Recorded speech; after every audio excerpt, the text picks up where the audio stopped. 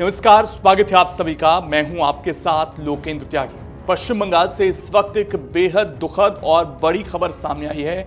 तृणमूल कांग्रेस के वरिष्ठ नेता, रामपुर हाट से 5 बार विधायक और पश्चिम बंगाल विधानसभा के पूर्व डिप्टी स्पीकर और ममता बनर्जी के बेहद करीबी आशीष बनर्जी का निधन हो गया, उनकी मौत हो गई है।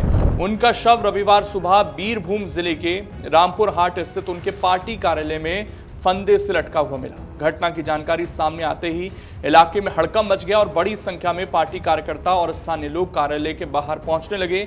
पुलिस के मुताबिक आशीष बनर्जी के शव के पास से एक नोट भी मिला है। पुलिस का कहना है कि नोट में उन्होंने लिखा है कि उनकी मौत के लिए कोई जिम्मेदार नहीं है। हालांकि पुलिस अभी मामले की हर पहलू से जांच कर रही है और शव को कब्जे में लेकर पोस्टमार्टम के लिए भेज दिया है।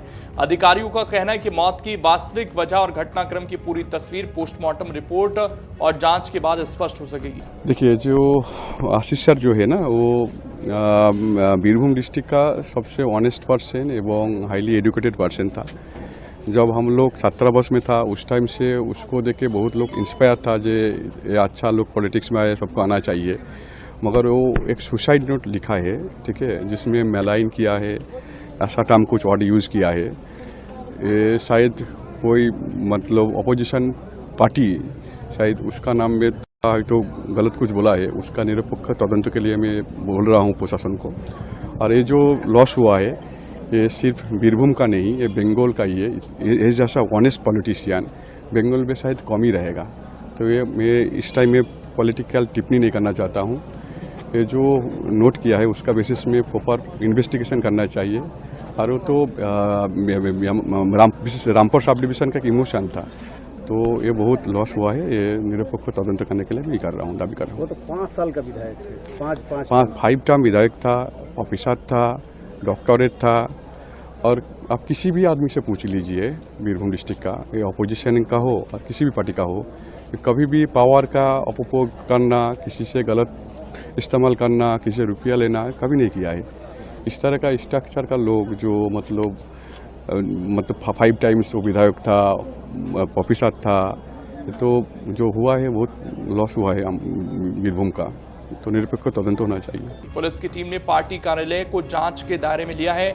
अधिकारियों ने घटनास्थल से जरूरी साक्ष्य जुटाए हैं। फिलहाल पुलिस ये पता लगाने में जुटी है कि घटना से पहले आशीष बनर्जी की किन लोगों से बातचीत हुई थी और उस दौरान वहां क्या परिस्थितियां थीं। पुलिस ने परिवार और करीबी लोगों से भी जानकारी जुटाना शुरू कर दिया है। आशीष बनर्जी पश्चिम बंगाल की राजनीति में लंबे समय से सक्रिय थे और तृणमूल कांग्रेस के प्रमुख नेताओं में उनकी गिनती होती थी। वो रामपुर हाट विधानसभा सीट से लगातार 5 बार विधायक चुने गए। ममता बनर्जी के नेतृत्व वाली सरकार में उन्होंने कई महत्वपूर्ण विभागों की जिम्मेदारी संभाली। वो स्कूल शिक्षा और कृषि जैसे अहम विभागों के मंत्री रहे। इसके बाद उन्हें पश्चिम बंगाल विधानसभा के डिप्टी स्पीकर की जिम्मेदारी भी मिली थी। डिप्टी स्पीकर के तौर पर भी आशीष बनर्जी विधानसभा की कार्यवाही में सक्रिय नजर आते रहे। लंबे राजनीतिक अनुभव और रामपुर हाट क्षेत्र में मजबूत पकड़ के चलते वो बीरभूम की राजनीति में एक जाना पहचाना चेहरा थे।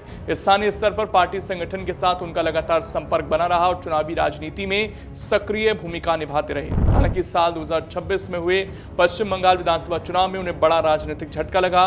रामपुर हाट सीट पर भारतीय जनता पार्टी के उम्मीदवार ध्रुवा साहा ने उन्हें चुनाव में हरा दिया। इस हार के बावजूद आशीष बनर्जी क्षेत्र में सक्रिय बने हुए थे और पार्टी कार्यकर्ताओं के संपर्क में रहते थे। चुनाव के बाद भी उनकी राजनीतिक गतिविधियां जारी थीं।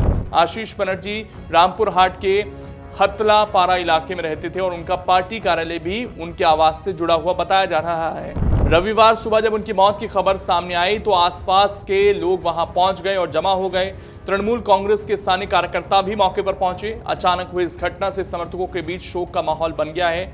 आपको बता दें कि जब से चुनाव हारी हैं ममता बनर्जी, उसके बाद से लगातार उन्हें एक के बाद एक कई झटके लगे हैं। उनके कई विधायकों ने उनका साथ छोड़ा, कई सांसदों ने उनका साथ छोड़ा, यहाँ तक कि कई लोगों के खिलाफ जो है अब जांच भी हो रही है। और इस बीच ये खबर सामने आना कि उनके बेहद करीबी की जान चली गई है, वो भी जिन संदिग्ध परिस्थितियों में मौत हुई है, उससे कई सवाल पैदा हो रहे हैं कि आखिरकार आशीष बनर्जी, जिनका इतना लंबा राजनीतिक कद रहा, वो आखिरकार इस वक्त किस माहौल में थे, क्या डर था कोई उनको, या फिर कोई और बात थी, कोई पारिवारिक मामला था। ये सारे सवाल अभी लोगों के जहन में उठ रहे हैं कि क्यों उन्होंने इस तरह का कदम उठाया, या इसके पीछे कोई साजिश है।